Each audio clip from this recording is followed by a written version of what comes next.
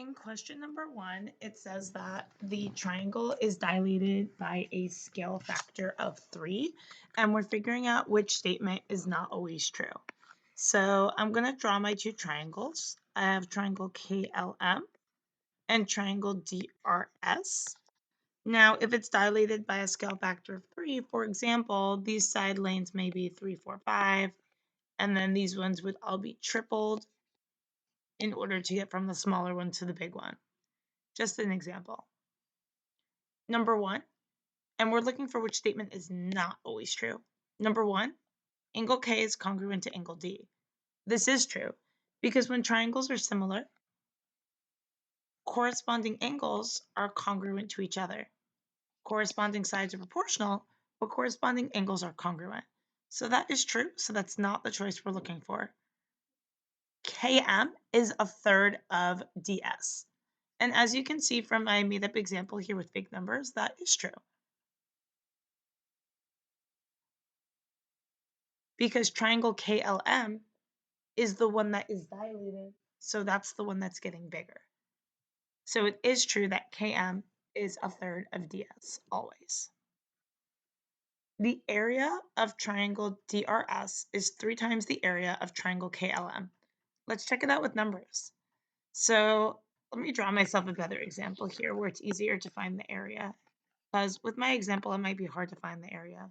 Right triangles are really easy to find the area because I know what the base and the height are. So I'll just use the same measurements that I had. So, oh, I'm tripling it, sorry. So that would be 9, 12, 15. And that is K, L, M, D, R, S. So now I'll actually find the areas of each one. So area of the first triangle is 1/2, base times height, and half of 12 is just 6. Area of the second triangle is 1/2, base times height. I'm gonna have to get my calculator out for this one for 12 times 9. And that is 108. Half of 108 is 54. So that didn't triple. That got 9 times bigger. So this is the statement that's not true. If you try out the perimeter with my made up numbers, the perimeter of this one on the left is 8, 9, 10, 11, 12. And the perimeter of this one on the right is 15 and 12, that is 27, and 9, that is 36. So that did get 3 times bigger, so that is true. Over here in the next question, we're told that the line segment is dilated by a scale factor of 2 centered at 3, 5. 1, 2, 3, 1, 2, 3, 4, 5. At this point right here. 1, 2, 3, 1, 2, 3, 4, 5. That looks good. Okay. So what we need now are the coordinates of the endpoints of the image of A prime, B prime. So we have to see how far each point is from the center, and then we need to double that distance. So I'm going to start with B. So to get from the center to B, 1, 2, 1, 2, 3. So I'm going to move it that distance double away from the center. So I'll do 2 to the right and 3 down. 1, 2, 1, 2, 3. And I've found point B prime. 1, 2, 3, 4, 5, 6, 7. And that is at the coordinates of 7, negative 1. And if I go from the center of the point A, that's 1, 2, 3, 4, 5, 6 to the left and 1 down. So I'm going to repeat that. 1, 2, 3, 4, 5, 6, and 1 down. And that is A prime.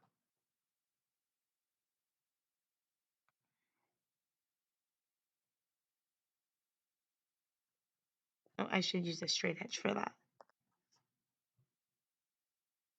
There we go. And the coordinates over here are 1, 2, 3, 4, 5, 6, 7, 8, 9, negative 9, 1, 2, 3. negative 9, 3. So the correct answer is answer choice number 4. Moving on to the next one over here, we are writing a proof, and we are proving the triangle similar, and we know that when we're proving triangles similar, that's going to be due to A.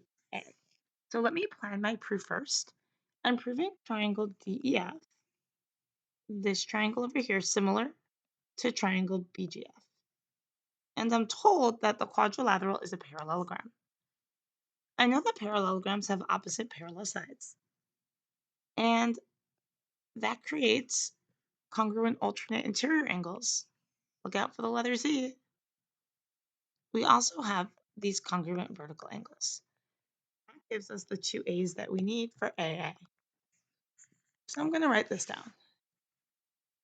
So we have parallelogram ABCD, and you can write down the rest, line segment EFG and diagonal DFB, and that is given to us. Then from there, we said that ED is parallel to GB, and that's due to the fact that opposite sides of a parallelogram are parallel, and that means angle DEF is congruent to angle BGF. And the reason for that is if, let me reword that. I'm sleeping today. Alternate interior angles are congruent when parallel lines are cut by a transversal. That's one of our A's for AA. So now I'm just going to mention the vertical angles in our proof. Angle DFE is congruent to angle GFB. And I'm going to write here, intersecting lines form congruent vertical angles. And that's our second A. So now we have everything we need to say that triangle DEF is similar to triangle BGF, and that is due to AA. This question over here, which is question number 4, we are given that angle GRS is congruent to angle ART, and we're given some side measurements. And they ask us why the triangles are similar. I'm just going to redraw the two triangles so that they're facing the same way.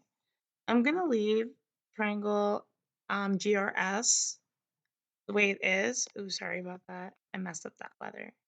I'm going to leave it the way it is. But then I'm going to draw the small triangle so that it looks the same. So these angles are congruent, so they correspond. So I put angle R here. So I'm going to put angle R over here. And angle G and angle A match up. And that leaves angle T to be over here. So now if I just take a moment and relabel, it's a lot easier for me to see what corresponds. And now I see that it might be SAS because the angle is in between the two sides. So I'm going to make a proportion to test whether the sides are in fact proportional. So I'll do corresponding sides. So I'm going to do 36 over 15, and I'll do 45 over 18. And from here, I'm going to multiply, and I'm going to see what my values are. So I have 36 times 18, and that is, 648. Let me get rid of that. That popped up over here. So that is 648. And then I have 45 times 15. And 45 times 15 is 675. These are not equal, so the sides are not proportional. So the triangles are in fact not similar to each other. Over here, we are describing the transformation that's performed. We're explaining why the triangles are similar to each other. So the transformation that was performed is a dilation. And in order to find the scale factor, I'm going to use the horizontal sides. 1, 2, 3, 4, 5, 6. It's the easiest ones to work with. 1, 2, 3, 4, 5, 6, 7, 8, 9, 10, 11, 12, 13, 14, 15. So to find the scale factor, I'm going to do 15 over 6, and that ends up being 2.5.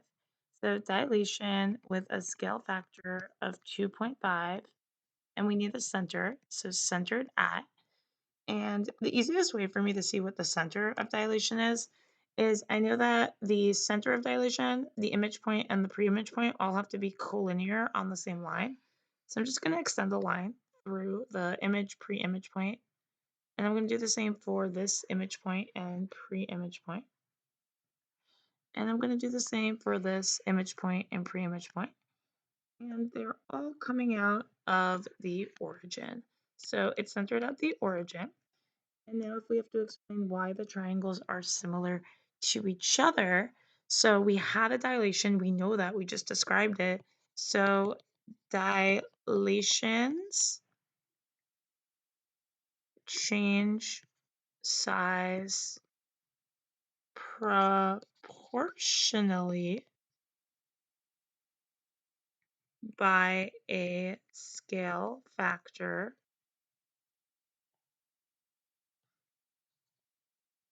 and create congruent corresponding angles, making the triangles similar. The triangles could be similar by SSS, SAS, AA, because if we know a dilation happened, we know it produces a similar figure. We know that dilations make congruent angles. Before and after, they preserve congruent angle measurements, and that they have proportional side lanes by a common scale factor. Over here, we have question number 6, and we're told that points D and E are midpoints, so we know that DE is a midsegment of the triangle. So we know that the midsegment of a triangle is parallel to the base, the third side, the side it's not touching. So since we have parallel lines, we do have congruent corresponding angles, and both triangles do share angle A. The small and the large triangle both share angle A. Since we know, so already we have AA, so that's good to go already. But unfortunately, none of the answer choices just say 1, so we have to check the others. Even if it did say that, we would still have to check the others. So D and E are midpoints, so that means it's splitting the sides that they're on equally. So just to give you some made-up numbers, right? This is 2. Well, then this is 2. Well, then this whole thing is 4. So to get from small triangle to big triangle, scale factor of 2. Let me give this 4. That's 4. Then that means this whole thing has to be 8. Once again, from small triangle to large triangle, scale factor of 2. So we do also have SAS similarity here because we have 2 proportional sides with a congruent angle in between. So 3 is also correct. And also remember, since this is the midsegment, a midsegment is half the length of the base. So for example, like if this is 6, this has to be 12, right? So once again, scale factor of 2. So in fact, all 3 pairs of corresponding sides are proportional, making it 1, 2, and 3. I like to always give myself examples with data numbers to get a better sense of what's going on.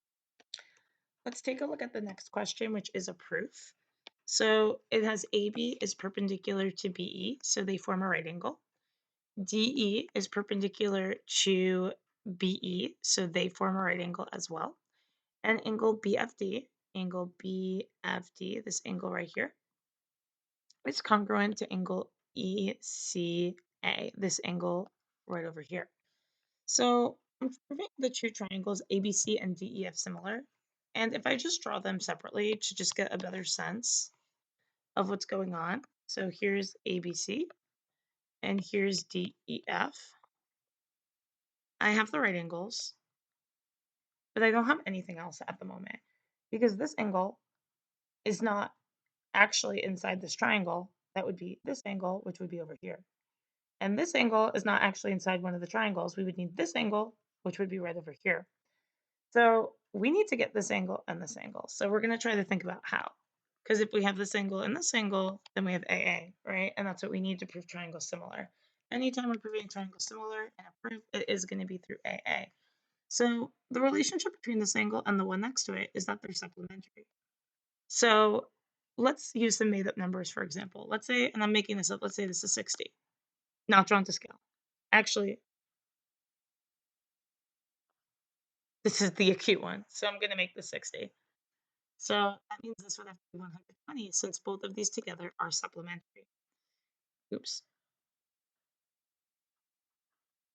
Well, since these angles are congruent from the givens, that means this one would also have to be 120.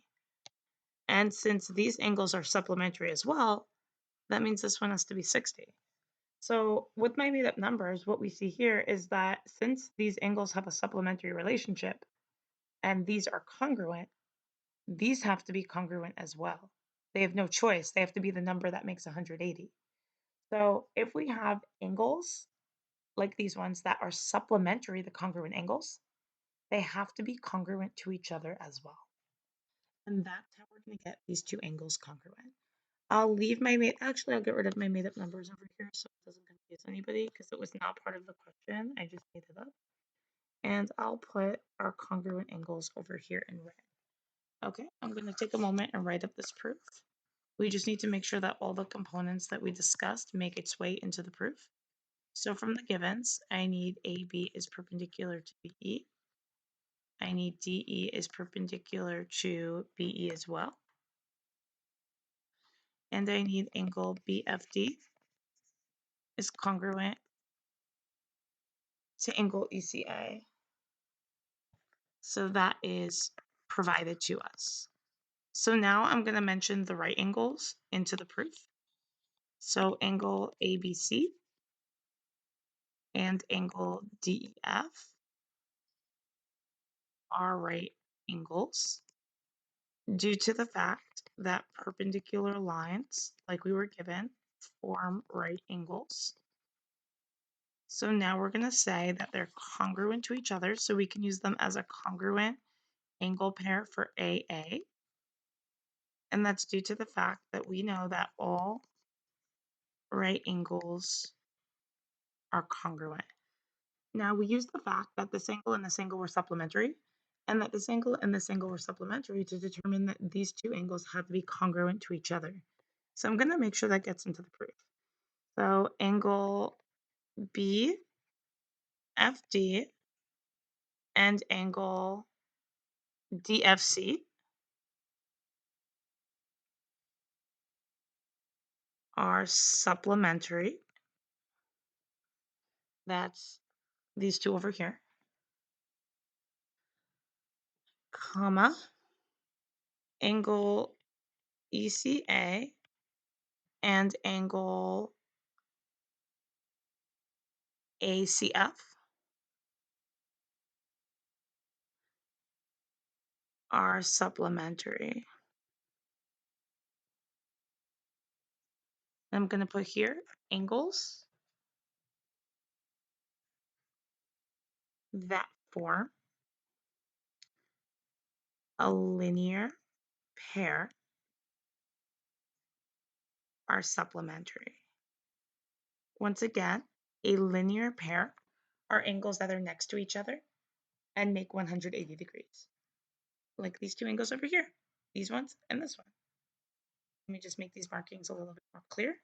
So we were given that these angles were congruent to each other, and we concluded that these angles had to be congruent to each other. Okay, so from here on, I can say that angle A, B, angle was that ACB. Oh, we called it ACF. Angle ACF is congruent to angle, this one over here, DFC. And I'm going to write because angles supplementary to congruent angles are congruent. You can also write that as supplements of congruent angles are congruent. And that's everything that we need. From here, we can say the triangles are similar to each other. And that's due to AA. over here, we're going to be proving a product. We have 3 steps for proving a product. Number 1, we're going to prove triangle similar. Then we're going to prove a proportion. And then we're going to prove the product that we're interested in. So there's only 2 triangles here, but the triangles that we're going to focus on are going to come from the segments mentioned in the proof statement. So it's the only 2 triangles here, but if there were more, that's how you would identify them. So I'm going to get rid of that so it's not confusing. In the givens, they tell us that these are parallel. So we have congruent alternate interior angles. And we also have the congruent vertical angles as well. So there's our AA. So let's write up our proof. So we have WA is parallel to CH. And from there, we were able to conclude that angle A was congruent to angle C. And that's due to the fact that they're congruent alternate interior angles. So alternate interior angles are congruent when parallel lines are cut by a transversal. And then we definitely need our vertical angles. Angle W, what's this letter over here? Oh, T. Angle WTA is congruent to angle CTH, and I'm going to put Y over here. Intersecting lines form congruent vertical angles. And now I can say that the triangles are similar. So triangle WAT is similar to triangle HCT, and that's due to AA. So now when we're making a proportion, when you're putting the segments from the proof statement in your proportion, just double check that they cross multiply to give you what you need in the product. So I'm just going to double check myself. So WT times CT, if I cross multiply this way, and HT times AT, if I cross multiply the other way. Let me fix the handwriting here. So it does check out, and this is a W. Okay, so my proportion is good, but always double check that. People mess that up all the time. The reason is the same every time when you're proving a proportion. It's due to the fact that we have similar triangles. We're able to set up a proportion because corresponding sides of similar triangles are proportional.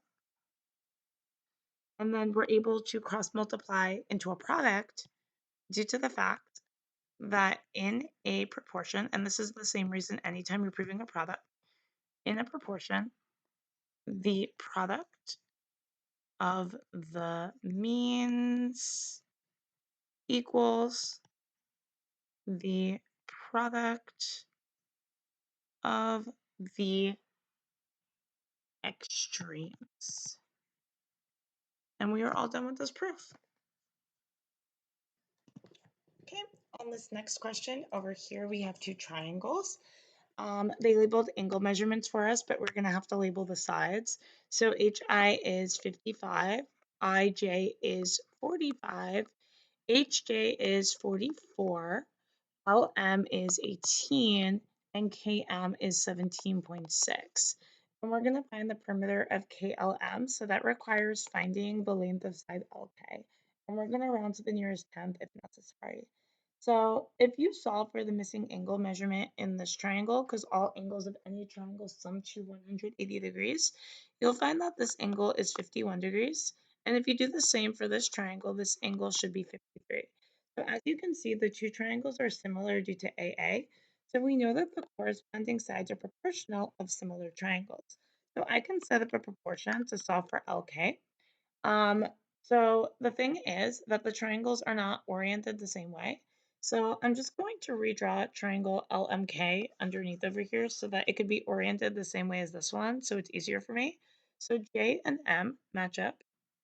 Oh, actually, they kind of are oriented the same way a little bit, but I'll just do it like this because they have the 76 degrees. K does match up because it has the 53 degrees. And L does match up because it has the 51 degrees. So it kind of was oriented correctly, but I guess this way is even more clear. Okay, so I'm going to do 55 over X. Those correspond. And then I'll just do another two pairs of corresponding sides. So I'll just do the 45 and the 18. I don't like using decimals if I don't have to. Okay, I'm going to cross multiply. So I have the 55 times 18, and that's 990. And multiplying the other way, I have 45x.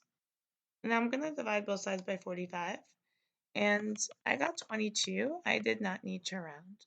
So that was 22. Oh, but now we have to find the perimeter. So we have to do all the sides added together. So 22 plus 18 plus 17.6. So now obviously we're going to have one decimal place.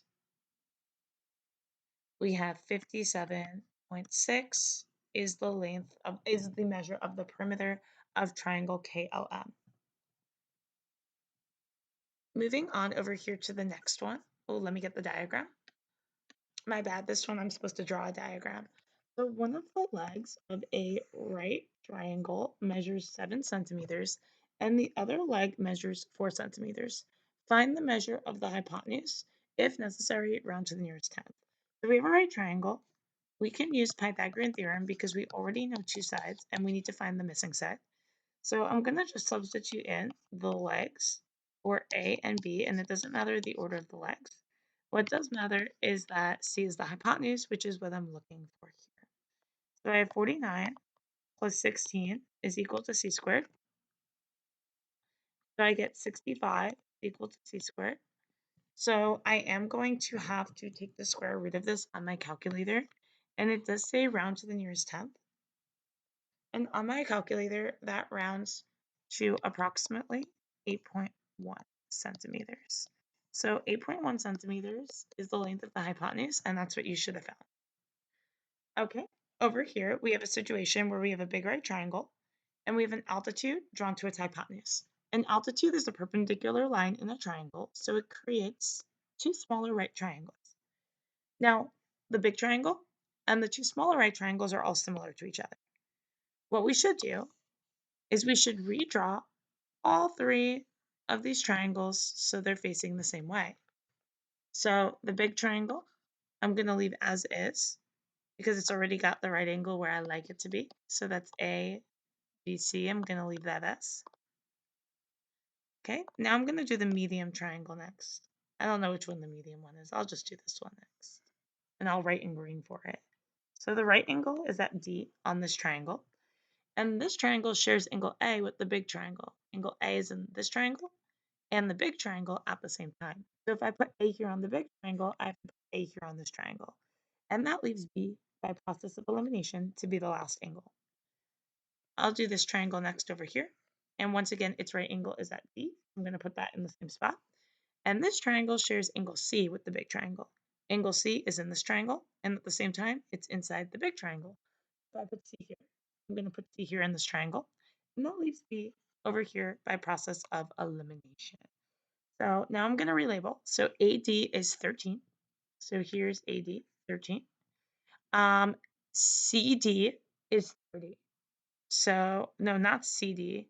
So AD is 13, AC is 30. So that's on the big triangle right over here. And we need to find the length of AB. So AB is over here and AB is over here. So since all the triangles are similar to each other, I can make a proportion using the two triangles that I have information about in order to find the length of AB. So I'm going to do x over 13, they correspond. 30 over x, they correspond. Let me cross multiply. I have x squared is equal to, let me use my calculator to cross multiply this way. I have 13 times 30, and that is 390. And it does say in simplest radical form. So I need to see if I can get 390 in simplest radical 390 in simplest radical form. I'm going to use my graphing calculator in order to do this really quickly, if I can locate my graphing calculator.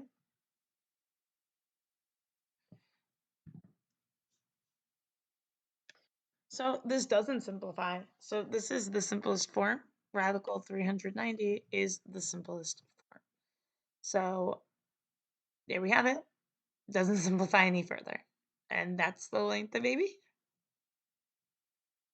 Okay, over here, we are dilating this triangle by a scale factor of 2, centered at B.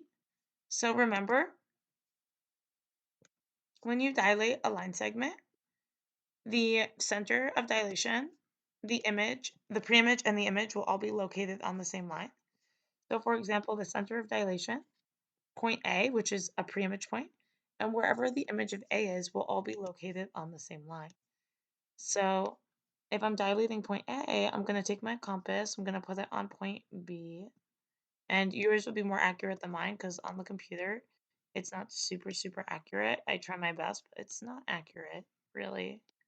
It always looks like it's in the right spot, and then it's not. I'm going to put an arc to show I measured. Important. The person grading your test or your regents exam only knows you used a compass if they see the arcs.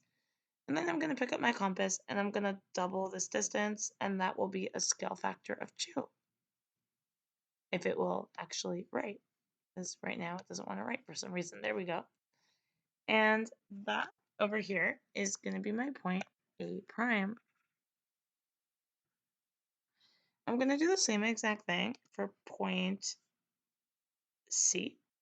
I'm going to connect the center, the pre-image point, and I'm going to extend it a bit because the image point will be along the same line. I'm going to put my compass on B, and I'm going to just match up to C to measure the distance from that point C is from the center. Once again, I try to be accurate, but it's not 100% accurate on the computer. I try. And then I'm going to double that distance.